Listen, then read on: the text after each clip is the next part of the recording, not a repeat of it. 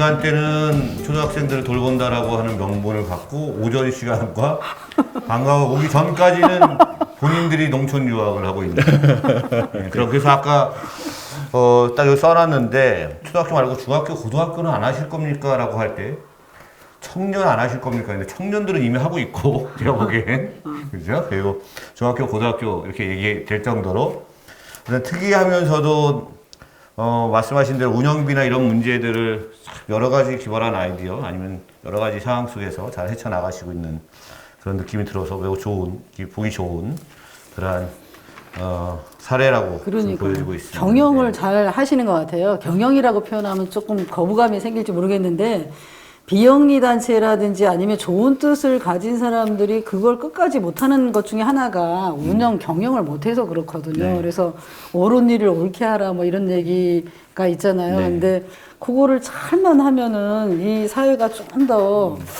좋아질 텐데 근데 모범을 여기서 보고서 나중에 이제 이런 대안적인 그 교육 공동체나 이런 거를 하고 싶으신 분이 계시면 김태환 교장 선생님한테 와서 배우시면 되겠네요. 네, 제가 기꺼이 해드리겠습니다. 작년에 제가 행정안전부의 자치와 혁신 인재 양성 관련된 컨설팅하면서 이제 처음 뵀었어요. 그래서 그 당시에도 여러 가지 얘기하면서 야 특이하다.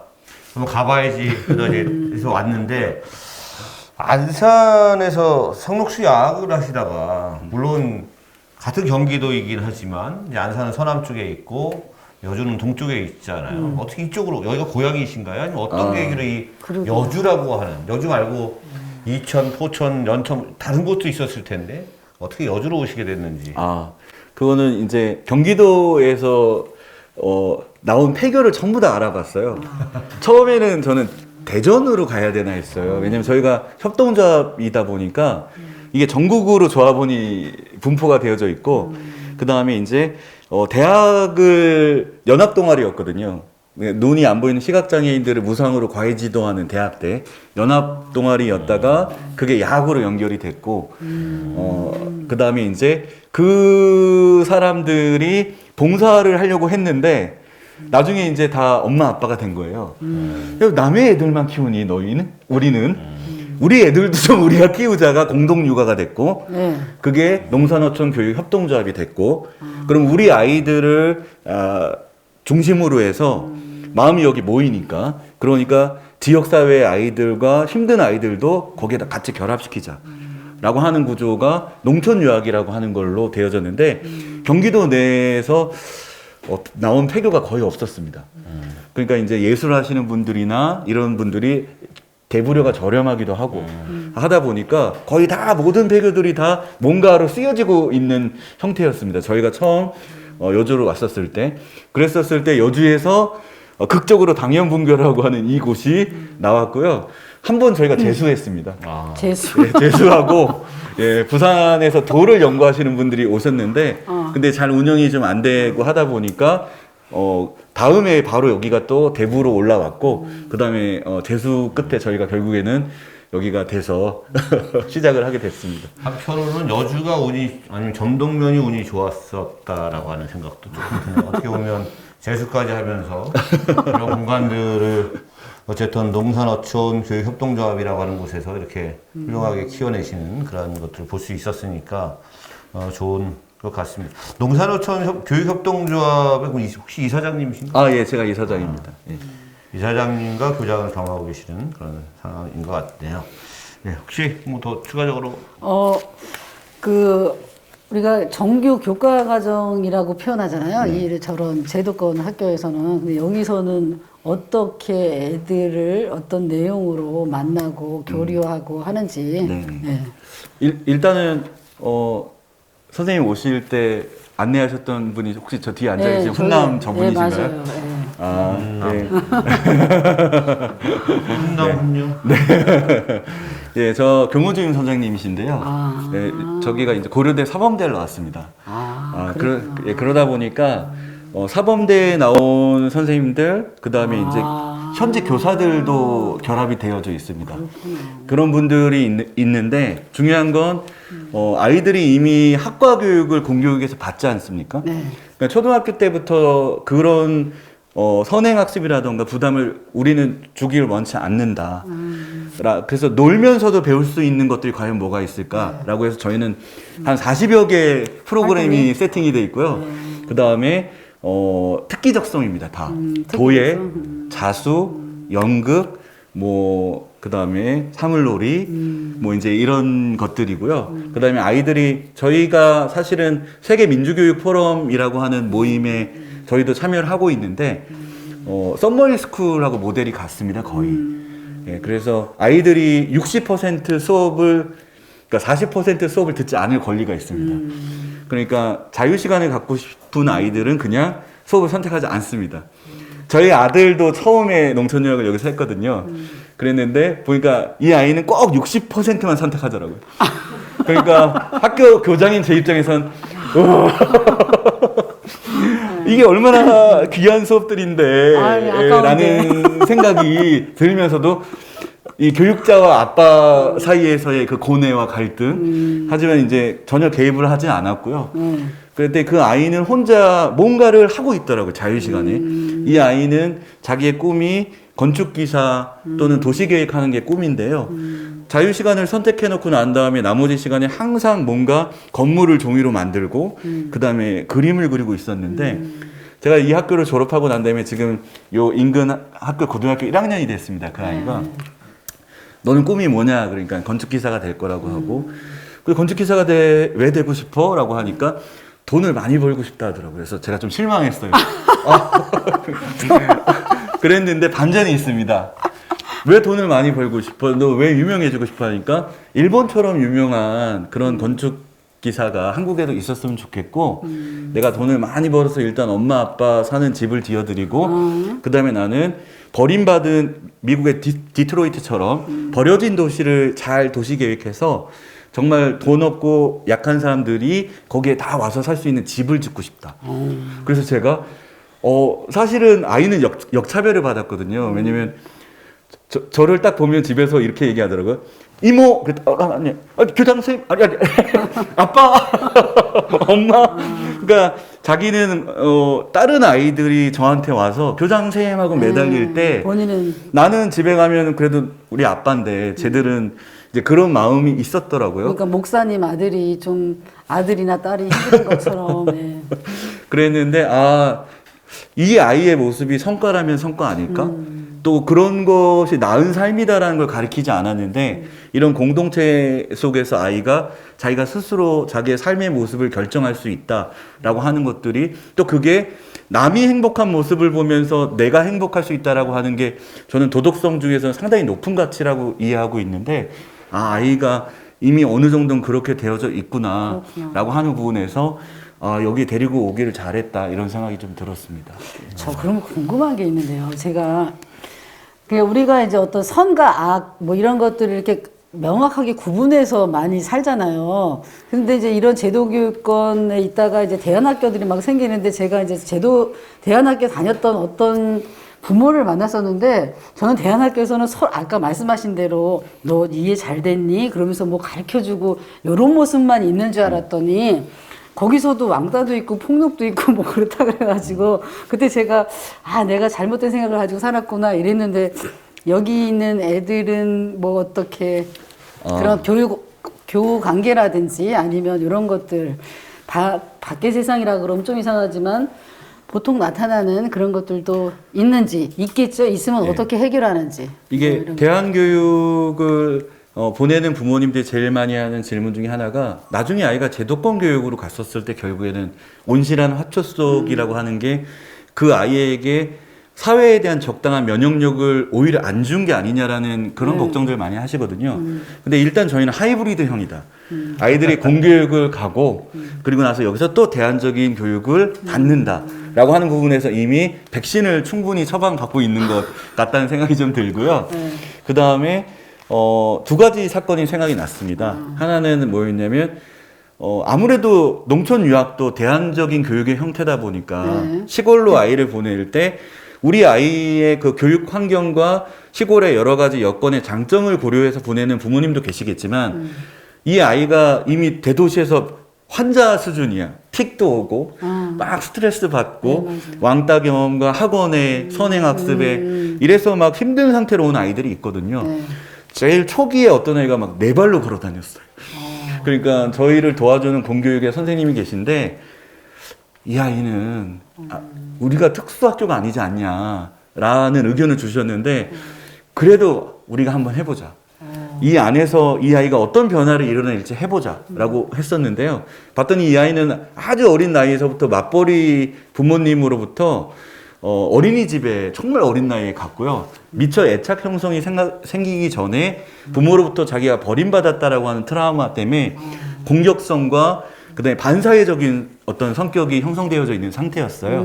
근데 이제 그 아이가 봤더니 막 네 발로 걸어 다니고 제가 막 뭔가 연극 수업을 하는데 막 수업 시간에 춤을 막 뱉고 아니면 수업을 하다 말고 나가버리고 이런 상태였는데 이게 며칠 지나다 보니까 아이가 텃밭 수업에 관심을 갖기 시작했어요. 그다음에 동물들한테 관심을 갖더라고요. 이게 어떤 의미가 있을까? 저는 생물학을 전공했습니다. 근데 이제 내가 뭔가 마음을 쏟은 것만큼 식물은 정확한 결과값을 나한테 준다. 동물은 그 다음에 나에게 항상 무한한 꼬리 흔듦과 고양이는 골골성을 나한테 보내온다라고 하는 걸로부터 아이가 좀 치유가 되어진다는 생각이 들었고요. 그게 아마 동물 매개 치료나 아니면 원예 치료라고 하는 원리가 그 안에 있을 것 같아요. 저희 수업에 있거든요. 그러고 난 다음에 모둠 활동을 하기 시작하더니 졸업할 때 저희가 발표회를 하는데 저희 뮤지컬을 합니다. 세종국악당을 빌려서 엄청나게 크게 뮤지컬을 하거든요. 근데 그 아이가 세종대왕 역할을 했습니다. 주인공. 그러니까 부모님도 울고 교사도 울고 다 울었거든요. 어떻게 저 아이가 주인공을 할 수 있냐라고 하는 게 저희는 늘자의 기적이라고 표현하는데 그 사례가 하나 있는 것 같고요. 늘자의 기적으로 책 하나 쓰셔야 되겠네요. 두 번째 기적도 하나 듣고서 같이 쓰든가 분건을 하든가 생각을 해보겠습니다. 네. 이게 두 번째 기적은 저희가 이제 옆에 이 센터를 만들었는데 이 센터는 3층 건물입니다. 1층은 교사들의 숙소고 2층은 남자아이들의 숙소고 3층은 고학년 여자아이들의 숙소입니다. 근데 이제 남자아이들 몇 명이 막 달려온 겁니다. 저한테. 그러면서 이 아이들이 얘기를 하더라고요. 우리의 인권을 보장해달라. 초등학생들이. 도대체 어떤 인권이냐 그랬더니 우리가 빤스 입고 편하게 2층에서 이렇게 막 다니고 싶은데 여자아이들이 계단으로 올라가면서 우리의 사생활이 다 노출돼 있다. 그 다음에 위층에 있는 여자애들이 쿵쿵거리면서 그 층간소음 때문에 우리는 미치겠다. 라고 하는 거였어요. 그래서 제가 일단 교장 선생님한테까지 청와대로 민원이 올라온 거죠. 저희가 옴부즈맨 제도가 있다 보니까 우리 경우준 선생님이 1차 옴부즈맨입니다. 중재자로서 이야기를 듣고. 근데 이제 아이들은 성에 안 찼던 것 같아요. 그래서 최고 책임자인 교장한테까지 와서 얘기를 했는데 그때 마침 교감 선생님이 저 옆에 계셨거든요. 같이 가보자, 현장을. 그리고 가봤습니다. 그 다음에 거기서 얼마나 남자아이들의 이 불평과 불만이 폭발 지경인지에 대한 이야기들을 일일이 다 들어보고 난 다음에 그러고 난 다음에 바로 저희가 협동조합이다 보니까 조합비나 학부모 회비가 있잖아요. 예, 그걸 통해서 2층과 3층 사이의 계단이 오픈되지 않게끔 바로 칸막이 공사를 했고요. 그 다음에 각 벽마다 방음제를 다 붙였습니다. 근데 아이들이 그때 좀 놀랐습니다. 아이들 입장에서는 우리는 늘 항상 메아리 피드백이 없는 민원인이었다 생각했는데 그게 아니라 문제를 발견했고 그 다음에 거기에 대해서 우리가 요구를 했는데 거기에 대한 뭔가가 보상이 돌아온다. 그렇죠. 저는 그게 정치 수업이라고 생각하거든요. 그렇죠. 네, 맞아요. 아이들이 의제를 발굴하고 맞아요. 근데 이제 실제로 어른이지만 그것을 들어주는 그 모습을 아이들한테 보여주고 싶었어요. 그래서 그렇게 하고 나니까 정말 아이들의 태도가 변화가 생겼고요. 그 다음에 그걸로 끝낸 게 아니라 저희 교사가 이걸로 글을 써보자 라고 해서 애들이 시나리오를 썼습니다. 그게 뭐냐면 제2센터 반란 사건. 자기들이 만든 시나리오였고요. 그 다음에 그걸 가지고 아이들이 뭘 했냐면 연극? 자기들이 뮤지컬을 네, 했습니다. 뮤지컬이요. 네, 그래서 세종국악당에서 제2센터 반란 사건을 아이들이 무대에다 올렸고 그 다음에 그런 내용들이 이런 게 통합교육이고 그 다음에 아이들을 위한 교육이 아니었나라는 생각이 들고요. 예, 이것도 저희한테는 좋은 경험으로 남아 있습니다. 자, 두 개의 기적 사건을 들었는데 김영희 박사님께서는 어떤 게 더 마음에 드셨나요? 어떤 걸로 책을 쓰면 되겠습니까? 그 두 개 다 넣으면 안 돼요? 그게 다 넣는 걸로, 그게 다 넣는 걸로 책을 김영희 박사님이 쓰시는 걸로 부탁드리겠습니다. 혹시 추가적으로 질문하시면 요즘 시간도 좀 많이 됐습니다. 시간 많이 됐어요? 예, 그건 요거는 몰랐네요. 개인적으로 좀 나눌까 생각은 하고 있고요. 여하튼 혹시 더 궁금하신 거 있으면 짧게 한두 가지 하시고. 뭐 제안이라 그럴까 이런 거는 이런 게 좀 확산성을 좀 가지면 어쩔까. 뭐 그나마 이렇게 인터넷 찾아보니까 여기저기 그 기사도 많이 나오고 그래서 좋은 거다, 좋다, 좋은 거는 널리 알리는 게 좋으니까. 그런데 여기 여주 지역에서만이 아니라 많이 좀 이렇게 아까 정치 이런 얘기했는데 정치라는 게 좀 세력이 있어야 되잖아요. 그러니까 세력을 좀 더 이렇게 모으시면 안 될까 전국적으로 이런 제안을 40군데 정도 있대잖아요, 전국에. 하고 싶고요. 그다음에 이제 소감도 얘기해도 되나요? 네. 예. 서핑에서 이렇게 사진 뵀을 때는 교장 그러면은 교장한테 풍기는 이미지처럼 그리고 이름도 되게 크잖아요.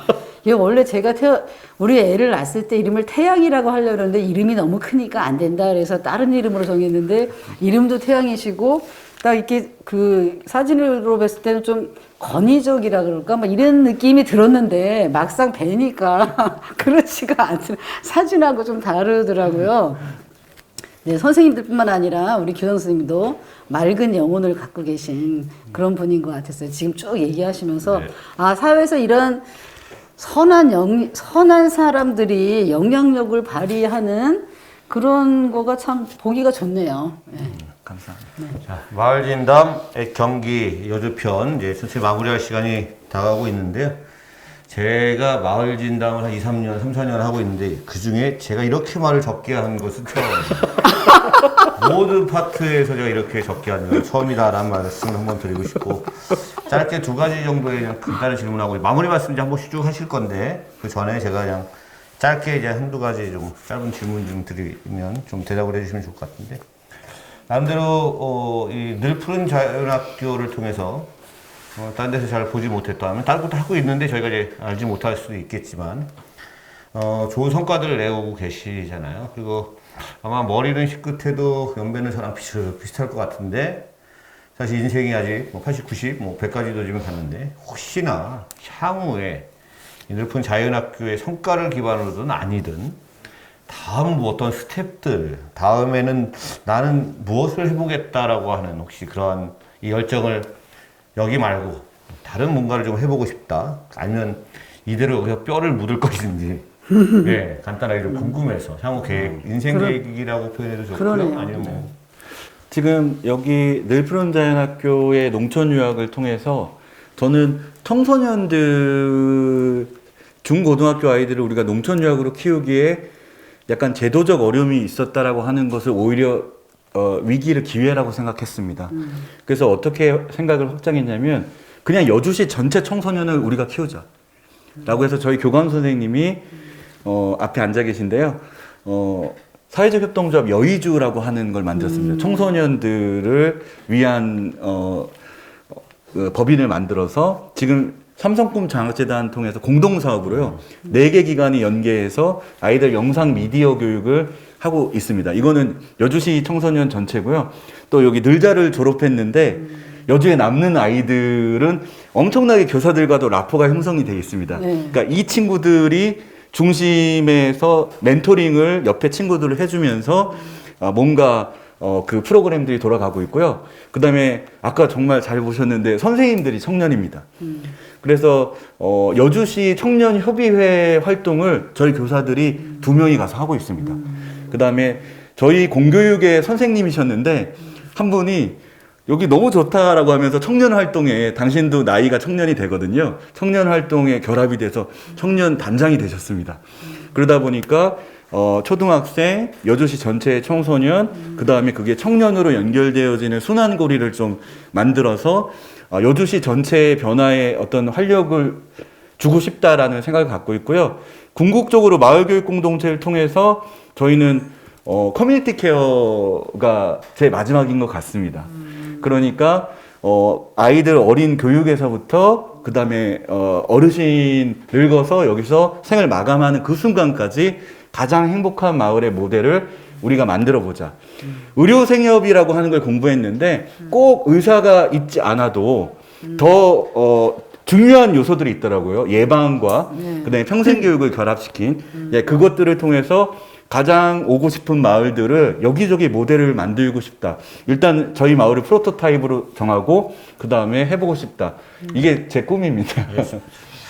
커뮤니티 케어까지 생각을 하시니 보건복지부가 긴장해야 될 것 같은 생각이 많이 드는데요. 간단한 질문인데 여기 혹시 숙박시설이 있나요? 다음 달에 마을 만들기 전국 네트워크에서 대화 모임을 이곳에서 한다고 아까 얘기를 들었는데 그러면 그 사람도 어디까지 잘해야 될 텐데 그 이유보다는 사실은 제가 혹시 아는 사람들 몇 명 데리고 와서 술 한잔 하러 왔다가 대충 자고 갈 수도 있는데 그런 시설들이 혹시나 있나? 일단은 아이들이 3주에 한 번씩 집에 갑니다. 2박 3일 정도로. 그러니까 아이들 숙소가 있지만 근데 이제 학부모님들 입장을 고려했을 때 코로나 시국이니까 아이들 숙소에 들이기는 그렇고 선생님들 숙소 중에 맞은편에 보면 사랑채라고 있습니다.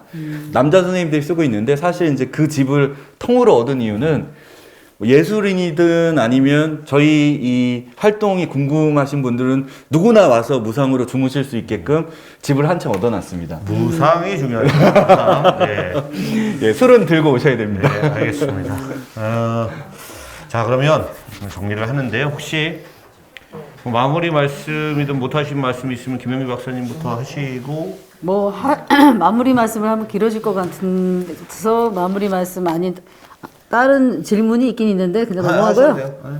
마무리 말씀을 얘기가 더 전개될 것 같아서 그런 거 있잖아요. 우리가 사회운동 하시는 분들 보면 저 같은 경우도 예전에 이제 여성의 전화 활동할 때 보면은 다른 사람 보살피느냐고 내 가족을 안 보살펴요. 그래서 예전에 이제 회장님 하셨던 분이 저한테 야 니들은 니네 다른 그 구타당하는 여성이나 다른 사람 보살피느냐고 니네 애들은 도대체 어떻게 되는지 모르고 그렇게 사냐라고 한 것처럼 저만 그런 게 아니라 사회운동하는 단체에 계시는 분들이 많이 자기 가까운 가족이라든지 이런 것들은 덜 보살피고 거기서 문제가 생기기도 하고 뭐 이런 경우가 있어서 혹시 가족은 어떻게 꾸리시는지와 또 하나는 이런 일을 하면 이렇게 에너지 수준이 높아야 되잖아요. 이런 거는 자기 가족만 꾸리는 게 아니라 사회에서 영향을 미치는 이런 일을 하는 사람들은 하여튼 에너지가 빵빵해야 되는데 그 에너지 충전을 위해서 하는 자기만의 어떤 수련, 단련 어떤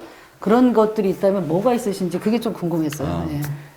일단 얘기가 길어지겠죠. 제가 안 하려고 했어요. 네. 짧게 그러면 답변을 하겠습니다. 굵고 짧게. 일단 저는 그 에너지를 충전하는 거는 저희 동지들하고 같이 동료들과 맛있는 걸 항상 먹으러 다닙니다. 근데 이제 웰컴 투 동막골에 보면 촌장한테 물어보잖아요. 아니 마을 사람들이 촌장님 왜 이렇게 잘 따라요? 라고 했을 때 먹이면 된다고. 잘 먹이면 된다고. 그래서 항상 맛집을 찾아다니면서 힐링을 좀 하고요. 그 다음에 저희 집사람이 좀 문제입니다. 저희 아이는 제가 이런 활동을 하는데 그 아이를 그 시스템 안에 넣었습니다. 그러니까 제가 전체를 살피는 것 안에 다른 어떤 교사들의 n분의 1이 우리 아이를 바람직하게 키울 거다.